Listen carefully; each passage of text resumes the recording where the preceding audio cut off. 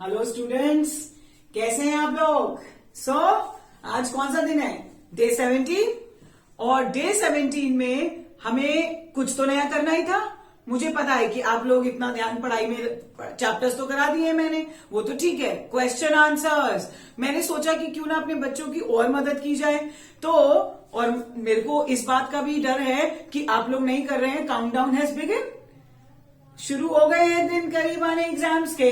तो हमें क्वेश्चंस भी तो इंपॉर्टेंट, क्या करना होता है इंग्लिश के पेपर में? अपने आइडियाज को लिखना होता है, और आइडियाज क्वेश्चन आंसर से बेहतर आप कैसे सीखोगे? तो देखिए, what is it? Bag of important question. आज इंपॉर्टेंट क्वेश्चंस लाए हैं हम लोग आपके लिए। आज है डे 17, और आज के डे 17 में बहुत सारे अलग अलग चैप्टर्स के इंपॉर्टेंट क्वेश्चन, जितने चैप्टर्स हमने कर लिए हैं आपके लिए उस चैप्टर्स के इंपॉर्टेंट क्वेश्चन। मैम क्वेश्चन तो बुक्स में भी है, बट इंपॉर्टेंट वैल्यू पॉइंट्स तो हर जगह नहीं है। 100% गारंटीड अच्छे आंसर्स दे रही हूं आपको सिर्फ पढ़ना है और उनको आइडियाज को आपको एग्जाम में लिखना है। That's it. तो ये रहे आपके पास वैल्यू पॉइंट्स हर एक क्वेश्चन के, और क्वेश्चन समझिए, वैल्यू पॉइंट्स पढ़िए, और एग्जाम से पहले भूल मत जाइएगा। एग्जाम से पहले एक बार फिर इसको थॉरोली रिवाइज कर जाइएगा। आई होप ये क्लियर हो गया। चलिए बिना टाइम वेस्ट करे आज के इंपॉर्टेंट क्वेश्चंस पर नजर डालते हैं। पहला question, how do you think the author's life might have been affected after she met Mukesh and Sahib and people surrounding their life? ये क्वेश्चन किस चैप्टर का है? बिल्कुल लॉ स्प्रिंग का है। लॉ स्प्रिंग पढ़ा चुकी हूं, और अगर स्टोरी नहीं पता तो देखिए वीडियो, आपको इस चैप्टर की वीडियो मिलेगी। चलिए क्वेश्चन में समझते हैं। क्वेश्चन कहता है, आपको क्या लगता है ऑथर की जिंदगी कैसे बदली साहिब और मुकेश जैसे बच्चों से मिलने के बाद, या उनके माँ बाप से मिलने के बाद, या उनके आसपास के लोगों से मिलने? आपको 30 से 40 या 40 से 50 वर्ड में आंसर डालना है। और अगर आपको लॉन्ग क्वेश्चन भी ये बनाना है तो बस ये वैल्यू पॉइंट से स्टोरी को कनेक्ट कर दो। कुछ नहीं करना, वैल्यू पॉइंट्स होंगे तो आपको मार्क्स मिलेंगे। छोटी मोटी गलतियां भी इग्नोर होती है if your value points are there. चलिए देखते हैं इस आंसर का वैल्यू पॉइंट क्या है। Completely shattered to see the bright future of nation's youth being wasted due to poverty. वो बहुत दुखी हो गई जब उन्होंने क्या देखा कि देश का यूथ है वो वेस्ट हो रहा है गरीबी के कारण। ये उनका पहला असर कि सबसे पहले उन्हें क्या फील हुआ। Second, to bring an end to child labour और एटलीस्ट रिस्ट्रिक्टेड। क्या चाहती थी वो यही तो चाहती थी कि वो चाइल्ड लेबर को एंड कर दे। अगर पूरा खत्म ना कर पाए, इस चैप्टर के जरिए रिक्वेस्ट कर रही है कि वो उसे रिस्ट्रिक्ट कर दे। एक बार इंग्लिश में मैं आंसर भी पूरा ड्राफ्ट कर रही हूं, सुन लो, ताकि तुम्हारे को किसी भी तरीके की मदद हो। I am always there. So the author was completely shattered to see the bright future of nation's youth being wasted due to poverty, and thus she wrote a letter so that she could bring an end to child labor, or she could restrict it. She could not realize, she could not digest that how the society people are ignoring them, and they have become an unsung heroes of society. खत्म। पूरा answer भी बता दिया, value point भी है, बस आवाज सुनिए, आंसर फ्रेम कर लीजिए। That's it.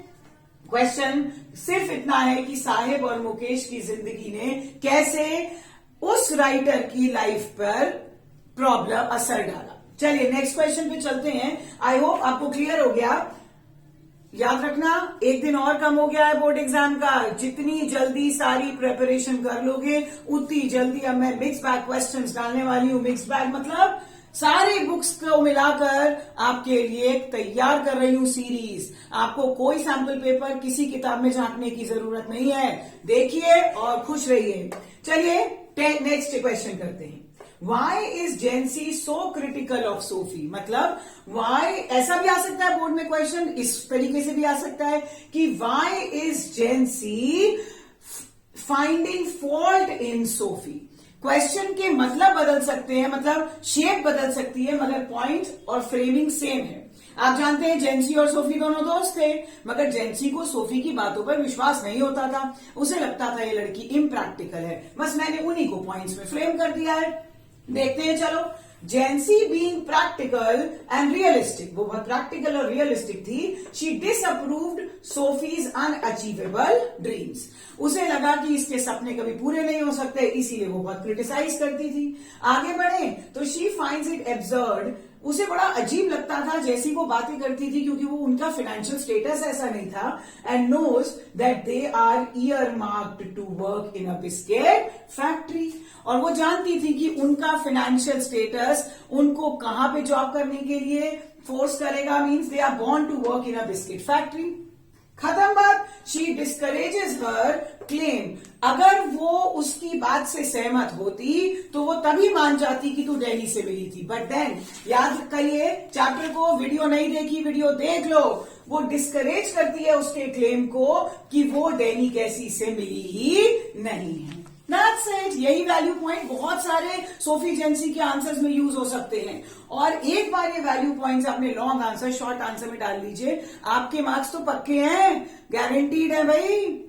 सो आप देखिए, इंपॉर्टेंट चीज का तो मतलब ऐसा कोई सीमा नहीं होती कि इंपॉर्टेंट क्या है। इस आधार पर तो आपको पूरा सिलेबस पढ़ना पड़ेगा। बट देन हम आपके लिए कर रहे हैं ना मेहनत, हम आपके लिए क्वेश्चंस निकाल रहे हैं। पढ़िए, अभी से पूरे आंसर को मैं इंग्लिश में फ्रेम कर देती हूं। Jency was so critical of Sophie because she did not like her attitude. Jency was practical and realistic. She disapproved Sophie's unachievable dream and she found it very absurd. And she knew that they were earmarked for biscuit factory. And why is she dreaming so many big dreams? That made her very unhappy, so she criticized her. Not only this, she discouraged her claim of meeting Danny initially because she knew that it cannot be true. That's it. Third question पे चलते हैं। I hope value point और मेरे answer सुनकर आप exam में thoroughly इस videos को देखेंगे तो आपके से बेहतर मार्क्स कोई नहीं लाएगा। फिर जरा कमेंट में बता दीजिएगा ताकि मैम भी मार्क्स जान के खुश हो जाए। चलिए, और एग्जाम से पहले कोई डाउट हो, अगर आपको कोई और क्वेश्चन पूछना हो कमेंट सेक्शन में लिखिए, कमेंट्स में बताइए आप कैसे और क्वेश्चंस भी चाहते हैं, मैं वो भी दूंगी। Don't worry. थर्ड क्वेश्चन पे चलते हैं। From that day onwards it was celebration time for tigers inhabiting Pratibandapuram. कहां से लिया है? टाइगर किंग से। पहला लिया था सोफी जेंसी, फिर लिया था लॉ स्प्रिंग। अलग अलग क्वेश्चन, सारे इंपॉर्टेंट। उस दिन से टाइगर्स के लिए जो प्रतिबंधपुरम में थे सेलिब्रेशन टाइम शुरू हो गया। Bring out the irony in the statement. इस स्टेटमेंट में आयरनी माने व्यंग, या फिर इस स्टेटमेंट में राइटर ने किस तरीके से मजाक बनाया है। क्या बनाया है हिंदी में समझा दूं तो भाई, राजा ने बैन कर दी थी टाइगर हंटिंग। अब बैन कर दी तो सबके लिए होनी चाहिए, लॉ सबके लिए बराबर होना चाहिए, मगर उसका लॉ उसके लिए लागू नहीं था और सबके लिए एप्लीकेबल था। यही बहुत आयरॉनिकल है। वो ये नहीं समझ पाया कि आप अपनी मौत पर विजय नहीं पा सकते हैं। वैल्यू पॉइंट्स देख लेते हैं बच्चों। The statement mocks at the law which was not seen for all। यही समझाया। ये स्टेटमेंट आयरॉनिकल है। स्टेटमेंट भी लिख देना आपके स्टेटमेंट, क्योंकि मैं तो लिखूंगी नहीं, वैल्यू पॉइंट्स बता रही हूं। कह रहे ये स्टेटमेंट मजाक करती है उस लॉ का जो लॉ राजा के लिए अलग है और जनता के लिए अलग है। It put restrictions on all as nobody could do tiger hunting except maharaja. यही समझाया कि वो सबको रिस्ट्रिक्ट करती थी कि महाराजा के अलावा कोई टाइगर हंटिंग नहीं कर सकता, अदरवाइज उसकी सारी प्रॉपर्टी सीज कर ली, जब्त कर ली जाएगी।